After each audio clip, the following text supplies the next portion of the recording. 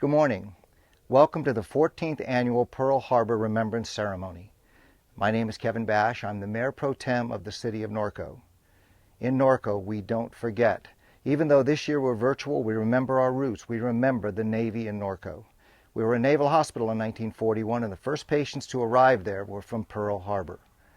I would like to thank, on behalf of the George A. Ingalls Veterans Memorial Committee, the City of Norco, NAVC Corona, Seal Beach, Lake Norconian Club Foundation, Norco College, and the County Board of Supervisors for assisting us and supporting this project. Thank you.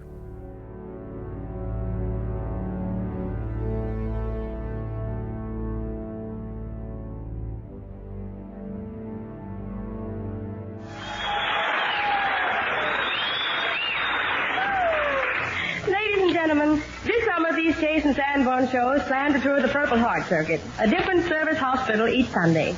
Today we're in a place the men call the most beautiful hospital in America. One man told me, if you've got to get it, this is the spot to get over it. Really, it's lovely. You see, this used to be the Norconian Club, an expensive spot where people who could afford anything relaxed in the most beautiful and luxurious surroundings. And Corona is still a luxurious haven for these men who could take it and did. I'm sure I speak for the entire nation, men, when I say, we salute you, and here's my part of that salute.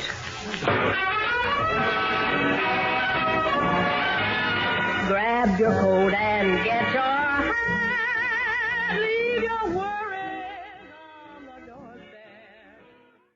About the middle of December or something like that, I ended up back on the state side, and then eventually they sent me down to Corona, California, where the Navy had taken over a country club down there and made a hospital out of it for people that were injured and needed a little time to get well and so forth. And so when I arrived down there, they had a full complement of doctors and nurses and corpsmen, but they didn't have many patients yet because they had just opened. I think I was about the 15th or 20th when it showed up down there. So I had plenty of nurses and doctors to take care of, help me out. But of course, they were bringing people in nearly every day too, from that had been wounded in the battles elsewhere and what have you. And eventually they got a pretty good complement of patients and so forth. But I stayed there, and the chief doctor, he and I, after I got to where I could get around good, I tried to get him to send me back to sea, and he wouldn't do it. And he said, no, I won't authorize you to go back to sea. And finally he just told me, he said, I'll okay you for shore duty. I said, I don't want shore duty, I want to go back to sea. And he said, I'm not going to do that right now. He said, I think you'll break down. I don't think it'll last. And so he and I had a lot of little arguments about that. And of course he won, and he had the authority.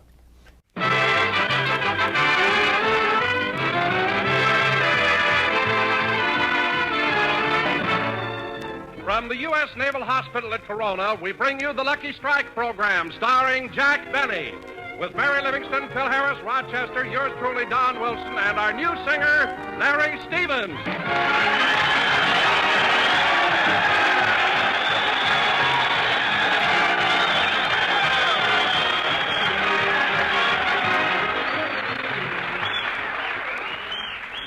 And now, ladies and gentlemen, as you all know, one of America's great naval heroes, Captain James Lawrence, once said, "Don't give up the ship." So now we bring you a man who wouldn't give up anything, Jack Benny.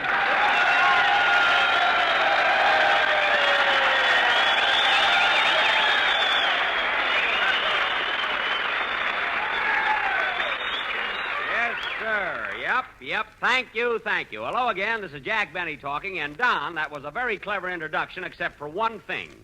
It just so happens that it wasn't Captain James Lawrence who said, don't give up the ship. It was John Paul Jones. Oh, no, Jack, you're wrong. It was Captain James Lawrence. No, Don, no. Look, Captain Lawrence said, don't shoot until they make eyes at you.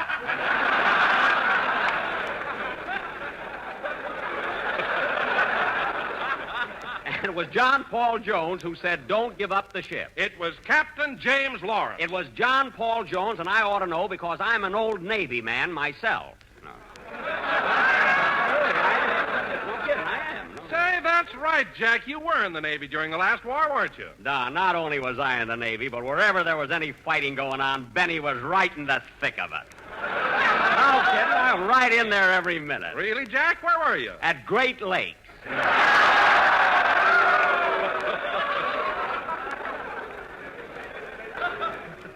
It was almost as bad as being stationed at Corona.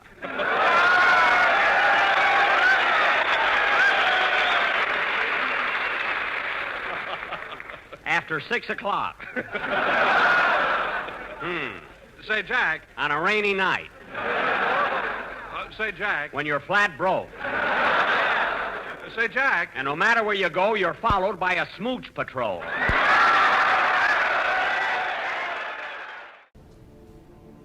Everybody was there. People were laying on the deck. People were groaning and hollering and screaming. Everybody was trying to get a shot of morphine, and my T-shirt caught on fire, and of course they cut all of our clothes off. And my back was burnt pretty bad. All my hair was gone, burned off. Part of my ear was gone, and had a lot of scars.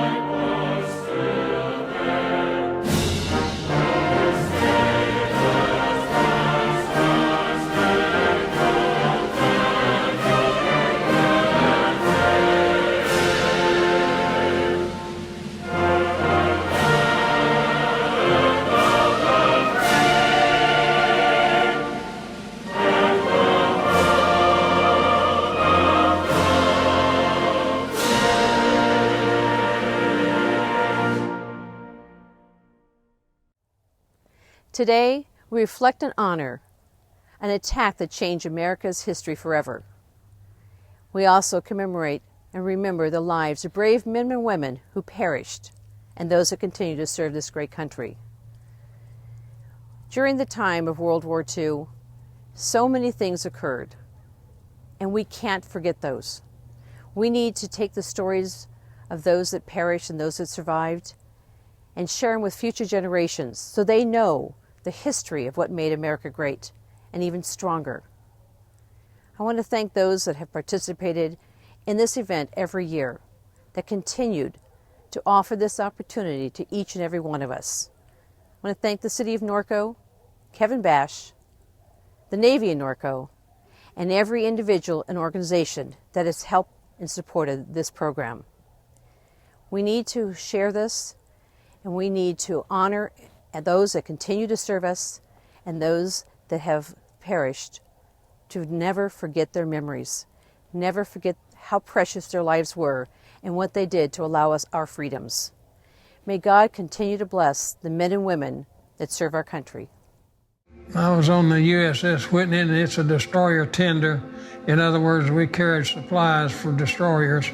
Sunday morning, December the 7th, I woke up that morning. I just walked out on the main deck when the first planes came in. They had a lead plane leading ahead of the group. When it come in, the boatswain, he had spotted that red ball. He said, "Look at that plane with the red ball on it. They must have been using it for target practice." Just as he finished that word, they dropped their bombs on Ford Island, and that opened up like a firecracker, and so he said, "Oh hell, that's Japanese," and he grabbed the phone that was nearby and blew the battle stations for everybody to get on and go to their battle stations. I was a loader on a 5-inch gun. It was made to shoot 25 to 35 miles. I didn't fire a shot that day because if we'd have pulled the trigger on that thing, we'd have killed somebody over in the city of Honolulu. I could see those ships being hit and catching fire across from us. When the torpedoes hit the Arizona, it exploded. The big plume of smoke and stuff went straight up in the air. If I was thinking about anything at all, my mind was on the men that aboard that and hoping they could escape.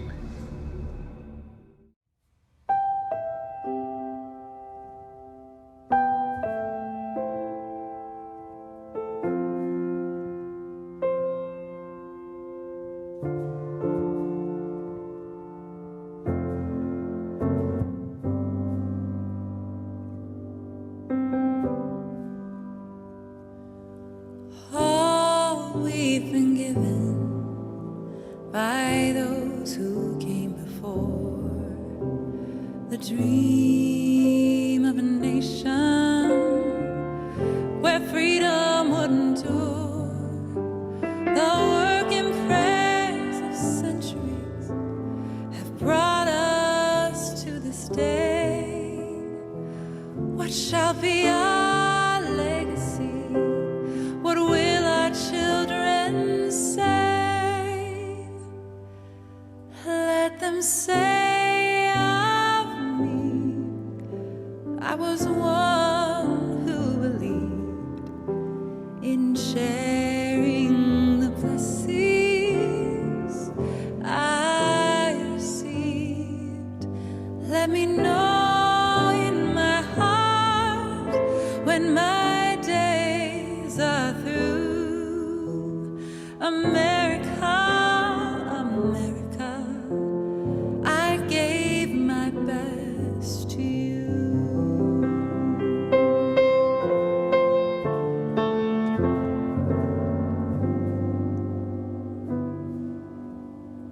Each generation, from the plains to distant shore, with the gifts they were given, were determined to leave more.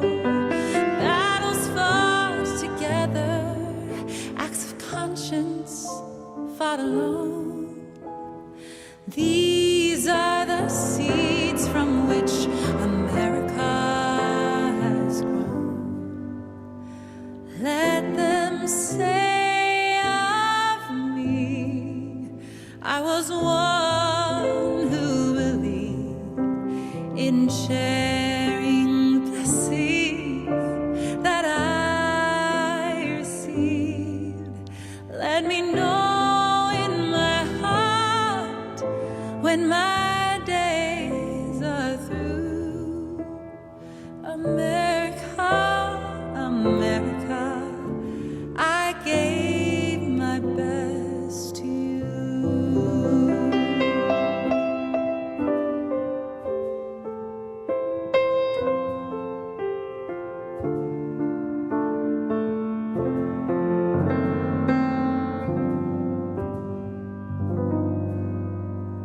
For those who think they have nothing to share, those who feel in their hearts there is no hero there. No, each quiet act of dignity is that which fortifies the soul of a nation that will never die. Let them say of me, I was one who believed in sharing blessings that I received. Let me know in my heart when my days are through. America,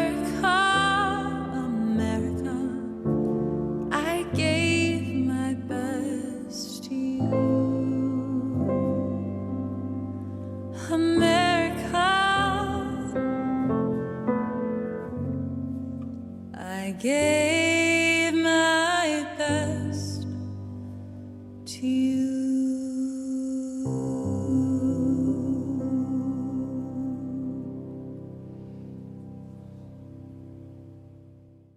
They clothed you and fed you and whatever.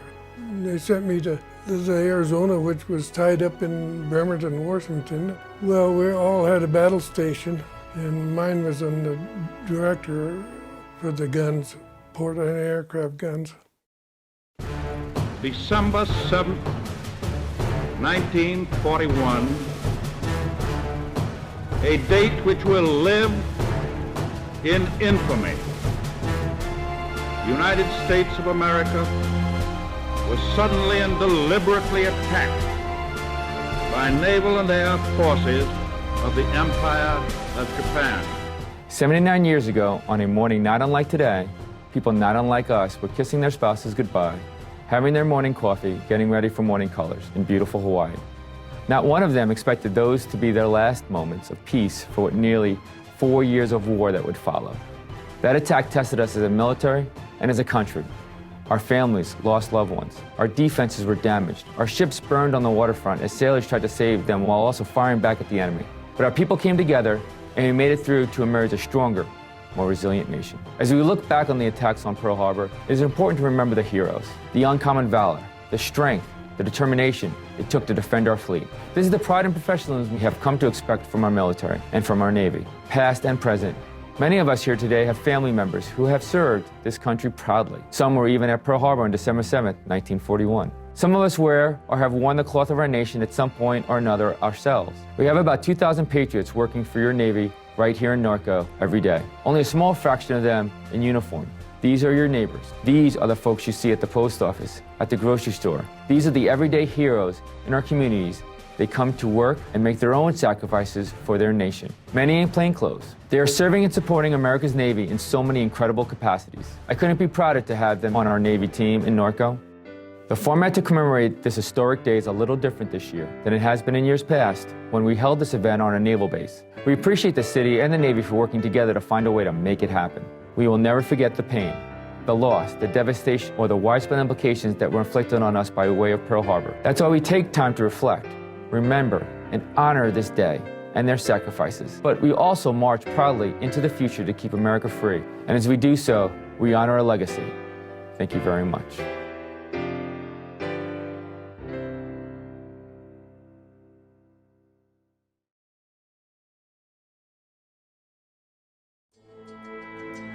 Something was in the air, but we didn't know what. The planes started coming in and they started dive bombing and strafing, and high altitude bombers were bombing and the whole bit. We went to our battle station. We were firing at them, but we were way short. We couldn't even touch the high altitude bombers. We were trying to shoot at them. We were doing everything we could, and we finally got hit, and it blew the hell out of our ship in a big ball of fire. And I was up on the Sky Control platform, a sight setter and the director for the aircraft guns, and got all burnt to hell, and had to get out on the deck, and they throwed us a line from the vessel, and we had to crawl across that line to the vessel hand over hand, and the vessel was tied up alongside the Arizona doing some repair work. I don't have any fingerprints now. That's how bad my hands were burnt. Thank you and good morning. As the commanding officer of Naval Weapons Station Seal Beach, I am the landlord of our Norco Navy installation, with Naval Surface Warfare Center Corona Division being our primary tenant. This relationship has allowed the Navy to save taxpayer dollars by consolidating base support functions here at Seal Beach, while allowing Naval Surface Warfare Center personnel to focus on what they do best, supporting the nation as the Navy's only independent weapons system assessment center. But today, under these rather unique circumstances, we are here to remember. We are here to remember the attack on Pearl Harbor on December 7th, 1941. We are here to remember the courage and sacrifice of our military personnel 79 years ago. when the calm of a tropical Sunday morning was suddenly shattered by war. We're here to remember the lives lost and the heroes made. One such hero was Dory Miller, a crewman and cook aboard the battleship West Virginia, which was moored at Pearl Harbor on that fateful day. During and after the Japanese attack, he risked his life on multiple occasions by fighting off attacking aircraft with a .50 caliber machine gun, tending to the ship's wounded commanding officer, and saving a number of his shipmates from the flaming, oily waters as the crew abandoned ship. For his heroism, Miller was awarded the Navy Cross by Admiral Chester Nimitz. He was the first black American to be awarded the Navy Cross, the second highest decoration for valor awarded by the Navy, after the Medal of Honor. Sadly, almost 2 years after Pearl Harbor, he gave the ultimate sacrifice for his country when his ship, the USS Linscomb Bay, was sunk by a Japanese submarine during the Battle of Macon, off the Gilbert Islands in the South Pacific. The Knox-class frigate USS Miller, is in service from 1973 to 1991, was named after Doris Miller. On January 19, 2020, the Navy announced that CVN-81, a Gerald R. Ford-class aircraft carrier, would be named after him. That ship is scheduled to be laid down in 2023 and launched in 2028. Dory Miller's story is just one of many accounts of heroism and sacrifice that came from the multitude of battles, not only during World War II, but throughout the proud history of the U.S. Navy. From fighting for our nation's independence off the coast of New England in the late 1700s, to bringing the fight to the Taliban and ISIS in the deserts of the Middle East in 2020, our shared history is full of stories about sailors doing what they do best. The men and women who fought in World War II started their life's journey from diverse parts all around America. These were people of principle who answered the call to lead a life of consequence, to take action, to be ready, and to take risks for a cause larger than themselves. They left the safety of their local neighborhoods, the security of protected surroundings. They fought their way across the vast Pacific and brought us from despair and defeat at Pearl Harbor to total victory in under 4 years. These principles of service and sacrifice are still a part of who we are and what we do. They are part of the fabric of our American culture, be it in 1941 or 2020. As we look forward into an uncertain future that could indeed be full of challenges, it would do us all well to always remember Pearl Harbor, always remember our heroes, and always remember what we are capable of, both as a military and as a nation. Thank you very much.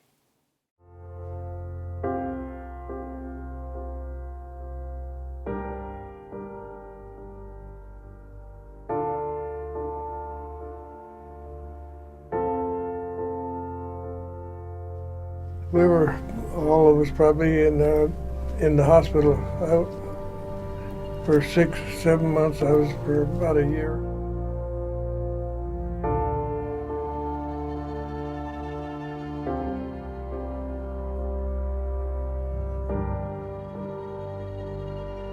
I got a medical discharge and went home to Nebraska for about a year. And I re-enlisted again and went through boot camp in Farragut, Idaho. And they wanted me to stay there, and I said, no, I want to go to sea. So they sent me to Treasure Island, and there was a request for some gunner's mates aboard the USS Stag, and sent me aboard there, and we made 5 more invasions.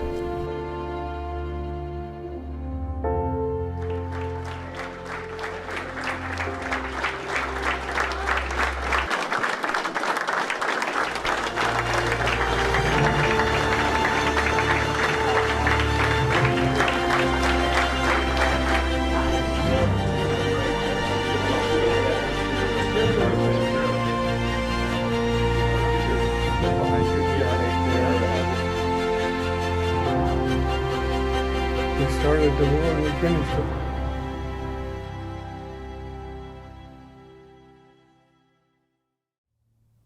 Good morning. My name is Sue Bacon, and I'm the president of the Lake Norconian Club Foundation. On behalf of the LNCF I would like to thank you for joining us for the 14th annual Pearl Harbor Remembrance Ceremony. My dad was a World War II Navy vet. He served both in the Atlantic and the Pacific. He was at Pearl Harbor and was decorated with a Purple Heart and Bronze Star. Though my dad is no longer with us, I will always be grateful that I was raised with a love of country and to always honor our veterans. When we began this ceremony over a decade ago, it was not surprising that Norco and our surrounding communities knew very little about the Lake Norconian or its hotel's history, or how in 1941 the Navy took a deserted and depressed 1920s resort and turned it into a naval hospital. How this naval hospital then treated and cared for those returning from Pearl Harbor. Some may ask, is it really important to remember these dates? After all, it was over 80 years ago. But our country was attacked and blindsided, and it was on our soil. Our country was again attacked September 11th, 2001, again within our borders. It is important to remember these pieces of history. Sadly, a lot of our history is rarely taught anymore. Our history is on its way to be completely rewritten, or worse, even erased. 2020 has brought another attack within our country, a pandemic that has paralyzed our America. Tragically, the challenges haven't stopped there. The very heroes of 9/11 and December 7th, our military and first responders, are now made out to be the problem. There have been riots, looting, and protesting. Our country is more divided than ever. In the past, our history has been a point to unify. Many have chosen to dismiss, tear down, and even blame the United States. One only needs to look back to the War of World War I, that war that was to end all wars, and to know that we simply forgotten the lessons that we were to have learned. But we need to remember and never forget. Today it is reported that many of our youngest Americans are being taught and have the belief that we are no longer the greatest nation. How can that be? I ask myself, how could anyone choose to ignore or forget the sacrifices of our military and, yes, first responders? All patriots, they made these sacrifices for you and me. That fight continues today, both overseas and at home. Hate and racism have continued to be topics of nightly broadcasts. But it was on this very property where the U.S. Naval Hospital, Corona, in Norco, that all colors and races were treated together for the very first time in military history. Today on this hallowed ground, let us make a stand and say we will remember and not forget any of our patriots, neither past nor present. No, we will not forget. Today, let's speak in solidarity, a voice that resonates well beyond these grounds, a voice that touches the hearts of those who simply do not understand, or worse, take our heroes and our nation for granted. Today, I ask you not only to remember December 7th and Pearl Harbor, but also to remember the Sons of Liberty at Lexington, to remember those who paid the price of freedom at Gettysburg and Belleau Wood, Guadalcanal, and the Battle of Chosin Reservoir, and the Tent Offensive.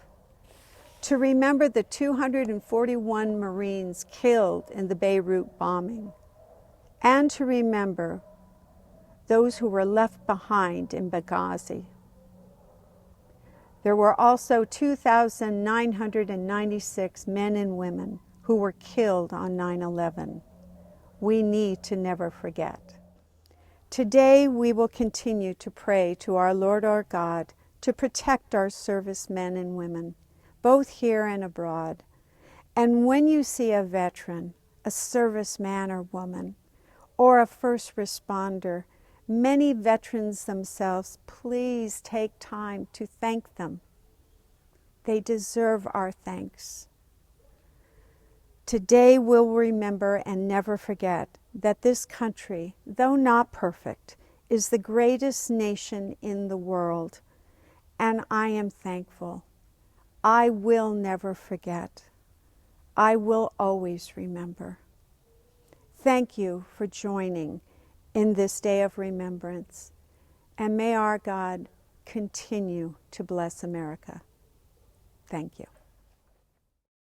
75 years later, Don Stratton returns to his ship to be a part of the exploration. At this moment, I would like to let everybody know to be aware of the fact that we do have Mr. Donald Stratton with us. He is an Arizona Memorial Survivor.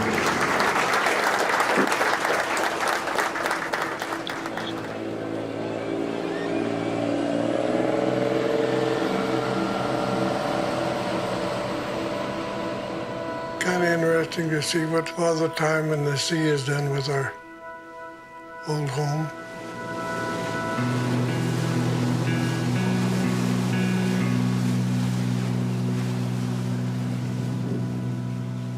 It'll be like a homecoming, I guess, maybe, after all these years.